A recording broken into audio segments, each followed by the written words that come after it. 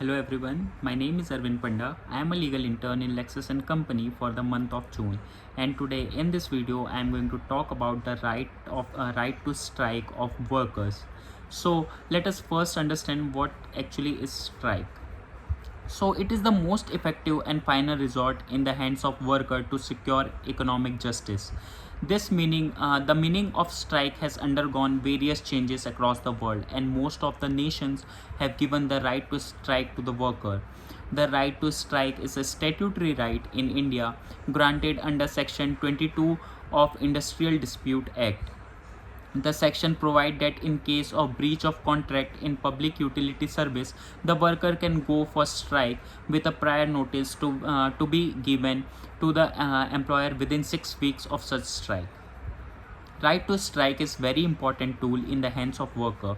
It helps the workers to negotiate for a better working environment and proper wages, etc. Right to strike is very essence of collective bargaining. Although it has been given importance by the foreign nations and international law, but India still hasn't provided fundamental status to this right. The judiciary has failed to consider the dynamic structure and evolution of right to strike. Now let us talk about the Indian judiciary on right to strike. What are the perception of Indian judiciary upon this? So, the Indian judiciary has recognized the right to strike both as legal and statutory right. Strike is an integral part of wage bargaining and in the industrial economy. Some limited right to strike was given by the Trade Union Act, and it was finally made a statutory right of the Industrial Dispute Act. Article 19 of the Constitution gave freedom to the citizen to form association and trade unions. But right to strike is an ancillary right. If not given, the right to form association will be hollow and illusionary. While recognizing the objective of IDA, Apex Court said the Supreme Court of India said that strike is a weapon available to workers to force their employer to fulfill workers' demand. It is a legitimate and indispensable weapon available to the employees and can be used in case of urgency. It will be unreasonable to make the worker to wait for notice in that case. In the case of Crompton Graves Limited versus its workmen, the Supreme Court held that strike is legal weapon available to workers.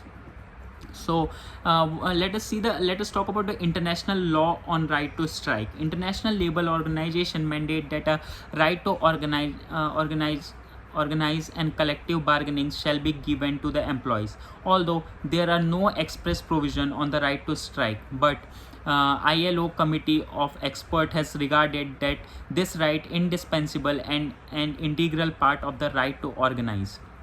India has implemented and promoted almost all the principles embodied in these two conventions except the right to strike. Now, let us see right to strike as fundamental right. No fundamental right status has been given to the right to strike.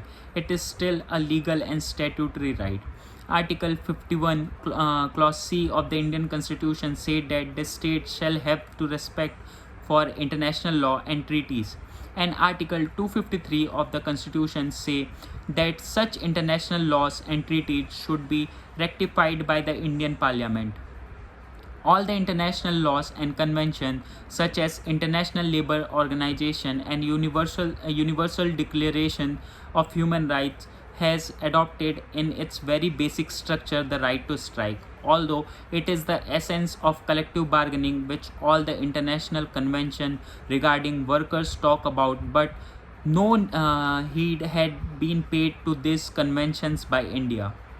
Even the judiciary has failed to consider the dynamic transformation of right to strike.